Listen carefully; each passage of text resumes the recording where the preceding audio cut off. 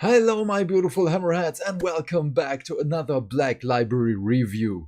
This time, Devastation of Baal. I felt nostalgic because of all the rumors that 10th edition starter box is going to be Leviathan and its Blood Angels against Tyranids, apparently. And this would be awesome because Tyranids are my favorite enemies in the 40k setting right after Chaos. And this is just such a good book. So this is pre-Cicadrix Maledictum. The universe hasn't been split as of yet, and after certain events, in which I'm not sure which book it is, I still have to research it, but I will definitely read and review it as well. But yeah, the Blood Angels know High Fleet Leviathan is on its way to destroy Baal. And this is not a good thing because it's, well, the birthplace of Sanguinius and the Blood Angels, and so they have to defend it. So it's pretty simple. Gather all the sons of Sanguinius in the system and defeat Leviathan. And this is not so simple. First of all, gather all the sons of Sanguinius is a massive undertaking, but they did it, and it's amazing. First of all, the story starts with Luigi. Well, it's not Luigi, but I like to call him Luigi, the water seller, a baseline human with his son who went to the trials to become a space marine, fell on his head, is now, in the words of his father, he's a fool now because he got brain damaged. And yeah, so they see, oh, there are space marines here. What are they doing here? Because they never really saw so many of them. And all of them are on the way to the statue of Sanguinius to pay respects to their father. Which is a beautiful scene, by the way. Oh, and I forgot, it's by Guy Haley. I'm sorry, Mr. Haley. I'm just so excited about this book. I love this one. So, there are so many good scenes in this. First of all, Lord Commander Dante, of course, is one of my two favorite Blood Angels ever. And I don't count Sanguinius here, because Sanguinius is still a Primarch and one of my favorites. However, Dante and Mephiston, their relationship is just beautiful. I love how Mr. Haley just describes both of them as individuals, as how they are living right now. Dante as being 1,500 years old, in which people are commenting that even the Emperor probably didn't plan that Space Marines should get this old. And he aches, he's old, he regrets things in his life. There are so many beautiful things about the background of the Blood Angels. Of course, we have all the Horus Heresy stuff. Of course, we have the Sanguinius novel about the Revenant Legion and so on. But this is current modern 40k. And I love this. And the Blood Angels are not those blood-crazed vampires, which is pretty simple to display them as. They have depth to their characters. You feel for them. As much as Astartes are distant to baseline humanity, Blood Angels have this elevation of beauty to them. And this is shared with most of the Blood Angels, as they pursue art, they pursue simple things like wine and stuff. Well, there are other Marine chapters who pursue wine, and I don't mean the Space Wolves with their Mjord, but as an example, the Ultramarines also enjoy wine. But yeah, this is another thing. So, we have, of course, in the beginning, when everyone is gathering, the conversation of who is going to lead this, because Dante isn't going to assert his dominance as, yeah, I am the chapter master of the firstborn Blood Angels. We are the founding chapter. I am the boss now.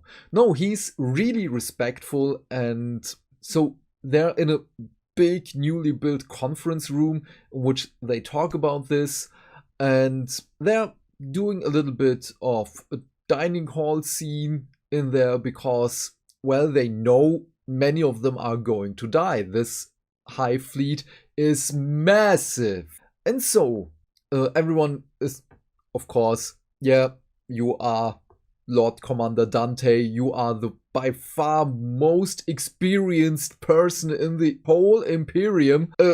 Of course you are the Lord Commander right now. We are going to follow you. But before that, we have several captains of different chapters arguing about strategy, who's going to follow whom. And yeah, then we get Gabriel Seth and his Flesh Terrors, and another chapter of the name I have forgotten. But yeah, I like the Flesh Terrors, so yeah, it's really hard for me to say something against them. However, most of the time there are pretty two-dimensional characters. And I do not like two-dimensional characters. I understand the need for them, as Gabriel Seth has some moments of introspection, which I love, especially for those two-dimensional characters. This is all planned, by the way.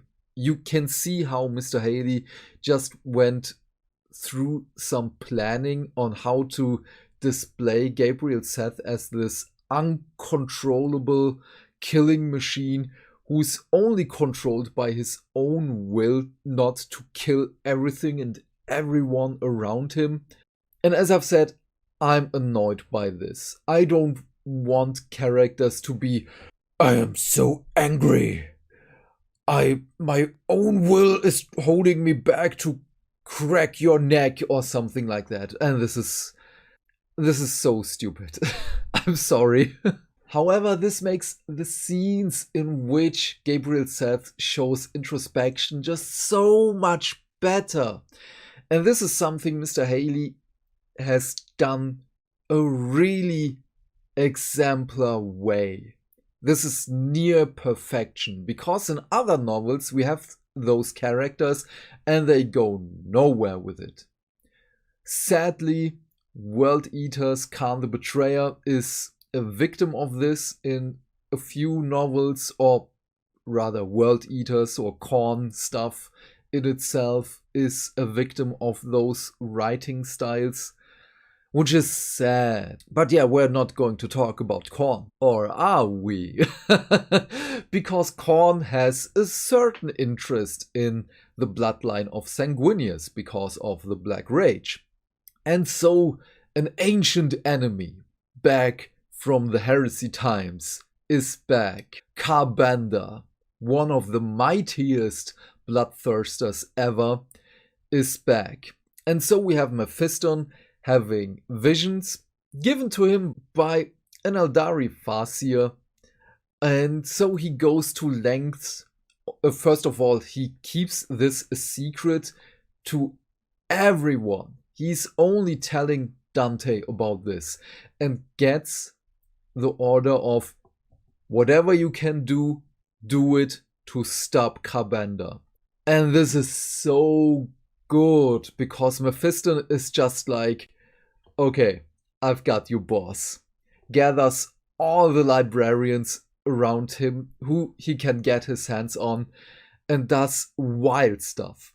Just beautiful, forbidden techniques and closed resource research in which he talks to demons, or rather a very specific demon who's being kept under the fortress monastery of the Blood Angels and is being guarded by one of his predecessors for about 3,000 years. Oh, amazing scene. And yeah, there are so many good things in this. This is about 14 hours of audiobook, and this is just a massive load of information I could give you here. But I really, really recommend that you read this novel for yourself. Not only because of 10th edition and that you know why Blood Angels are fighting High Fleet Leviathan. No, there are so many beautiful things in there. Relics of the Blood Angels from way past of the Horus Heresy time are here. Dante's inner turmoil is described in here, which is also so good. Mephiston and his struggle is amazing. And as I've said, every character is nuanced. Everything has a plan. Not one character in here feels superfluous. Well, at least for me. Of course, you might think in a different kind of way. Totally understandable. There are one or two characters in which I thought, okay, you could have combined them into one, but it makes sense in a certain kind of way. There are void battles, and it just made me miss Battlefleet Gothic more and more.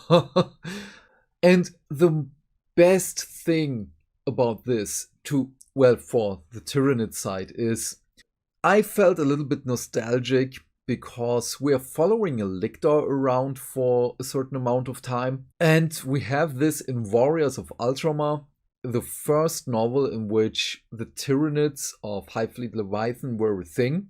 And Graham McNeil described a lictor, and Mr. Haley just notched it up to 11, which is beautiful because there is almost 20 years between those novels. So of course there's going to be more stuff. In Graham McNeil's Warriors of Ultramar, Tyranids were introduced in a narrative kind of way. And the High Fleet. There is one great discussion in here, which I don't want to go into depths, but we have this that, of course, there are still many, many people in the Imperium who think that the Tyranids are just, well, locusts of ancient times who are just here to devour everything, senseless animals, just following their instincts, blah, blah, blah. We know this. And then we get a contradictional information here because, of course, again, like with every other Black Library publication, it is an unreliable narrator. So we get the multiple theories who are around in the community. The hive mind is just one being controlling everything. Every hive fleet has a different hive mind. That's why they are attacking each other sometimes. The hive mind is just a base instinct being who's controlling everything. But one that is crystallizing step by step, not only through this book, but over the course of many publications, that the hive mind has a plan, has grudges, willingly diverts resources to certain ends, which I love. Of course, it's scary to have something which you can't understand, a being which just comes in from the outer edges of the universe who's going to devour everything. The Necrons trying to stop the Tyranids because they know that the Tyranids are pretty freaking insane. But then you have this hive mind, this cold, calculated being who is not afraid of sacrificing millions and millions of its own self to get to a certain point. This is, for me personally, the most scary thing in the universe. Even the Necrons have feelings. The Mechanicum, it doesn't matter what they say, they still have feelings. They are not the cold, calculated machines they want to be. But the hive mind is doing crazy stuff to get to its goals. And this, for me, makes the best villain. One who is not afraid to do things which must be done. And you don't understand it. It's so alien. You don't know the source of it. Ah, beautiful. I love the Tyranids as the Xenos enemy #1. But yeah, we get a little bit other side information as well, as Cadia is being destroyed in, well, of course, the Cadia system. And as they're fighting Hive Fleet Leviathan, for them, this is only 3 weeks. Cicatrix Maledictum hits the Baal system. People get knocked out. The hive mind is screaming. Demons are pouring all over the system. And it's so wild what's happening there. This is such a beautiful depiction of what the rupturing of the universe may look like. And what is only 3 weeks for them is years on the other side of the Cicatrix Maledictum. And at one point, we already know this, of course, this isn't a big spoiler, Guilliman and the Indomitus Crusades are, well, there. They're cleaning up the rest of Hive Fleet Leviathan. Well, not everything, of course, because the Hive Fleet survived. But yeah, this is so beautiful. The discussion between Guilliman and Dante, I just love this so much. And yes, of course, I will bring my love for the Ultramarines in here again, as Guilliman is just the best for me. And of course, we have here the great discussion between Seth and Dante about the Primaris Marines. Because back then, when this book was released, there was the discussion that every Primaris Marine is just an Ultramarine in a different color. Which, of course, it's not true. This is just a little tangent here, I'm sorry. This is just regular distribution of units for the game. You have to have a baseline of models before you can get into the specific stuff. That's why we have the Black Templars, and rumor says that we're now getting the Dark Angels, and so on and so on. But for the time, this was genius to write this into the story, and especially for Gabriel Seth to say it out loud, as basically he is the community. Unbridled rage, which is just controlled by few impulses in his brain. Yeah, Gabriel Seth for me is the community. He's the minority, but he's the loudest. So, yeah, beautiful book. I can't recommend it enough. And this is why I will give this one of the rare 10 out of 10 shots hitting a Termagant in the waves of the Tyranids. It's so good. Oh, and I forgot. Sanguinius is also in here in a vision. And it's Sanguinius. You know that it is Sanguinius because his soul is still around. And yeah, it's beautiful. I just love this book. But yeah, what are your thoughts on all of this? Please leave your thoughts and questions in the comment section down below. I am keen to know what you have to say. And while you're down there, do all the YouTube stuff because hitting buttons is fun. If you want to support the channel and you don't know what to say, just write Blood Angels in the comments. Have a great day, my friend. Stay fantastic. Stay hydrated. And I will see you in the next video. Bye!